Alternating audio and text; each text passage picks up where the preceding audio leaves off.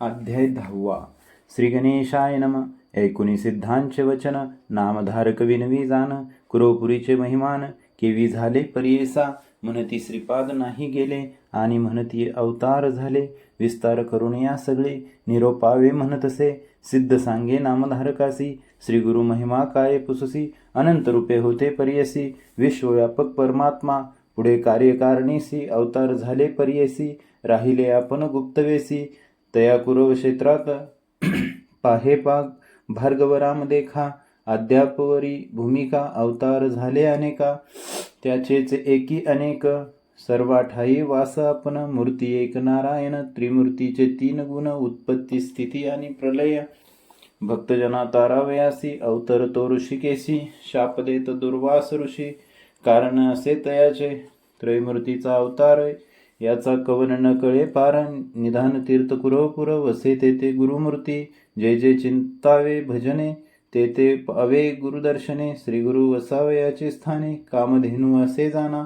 श्रीपाद वल्लभ स्थान महिमा, वर्णावया अनुपमा. अपार असे सांगतो तुम्हा, दृष्टांतेसी अवधरा. तुझ सांगावया कारण, गुरुभक्ती वृता नव्हे जाण. सर्वता न करी निर्वाण, पाहे वाट भक्तांची. भक्ती करावी दृढतर, गंभीरपणे असावे धीर. तरीच उत्तरी जे पैलपार, इह परत्री सौख्य पावे. याची कारणे दृष्टांते, तुझ सांगेन एक वर्तले सहज. काश्यप गोत्री होता द्विज, नामतया वल्लभेश. सुशील द्विज आचारवंत, उदिम करुणी उदर भरित.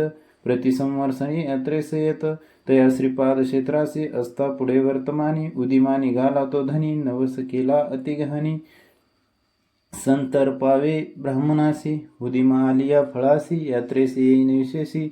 सहस्त्र संख्या ब्राह्मणांसी, इच्छा भोजन देईन म्हणे. निश्चय करुणी मानसी, निघाला उदिमासी. चरण ध्यातसे मानसी, सदा श्रीपाद वल्लभांचे.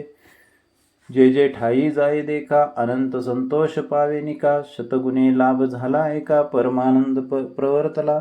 लय लावणी श्रीपादांचरणी, यात्रेसी निघाला ते शनी.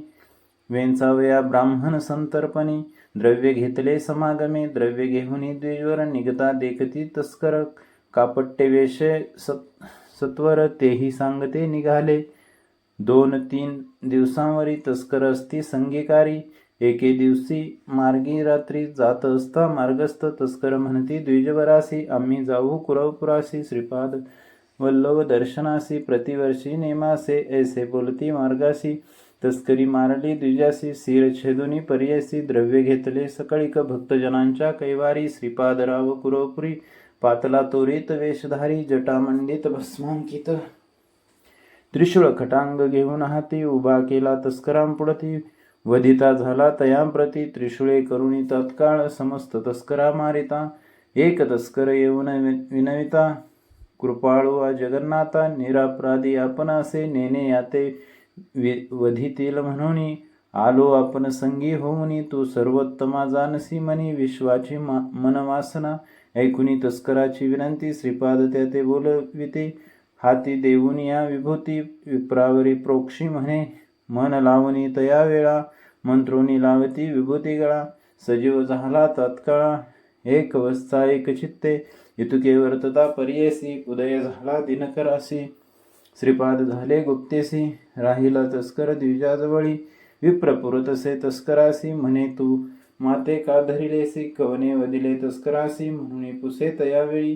तस्कर सांगे द्विजासी, आला होता एक तापसी. झाले अभिनव परियसी, वदले तस्कर त्रिशूळे. मज रक्षले तुझ निमित्त, धरुणी वैसविले स्वहस्ते. विभूती लावणी मग तू ते, सजीव केला तव देह. उभा होता आता जवळी, अदृश्य झाला तत्काळी. न कळे कवन मुनिबळ, तुझा प्राण रक्षला. होईल ईश्वर त्रिपुरारी, भस्मांगी होय जटाधारी. तुझी भक्ती निर्धारी, म्हणून आला ठाकूनिया. ऐकोनी तस्करांचे वचन, विश्वासला तो ब्राह्मण. तस्कराजवळील द्रव्य घेऊन, गेला यात्रेसी कुरवपुरा. नाना परिपूजा करी, ब्राह्मण भोजन सहस्त्रचारी. अनंत भक्ती प्रतिकारी, पूजा करी श्रीपादुकांची. ऐसे अनंत भक्तजन, मिळून सेविती श्रीपाद चरण. कुरवपुर प्रख्यात जाण, अपार महिमा.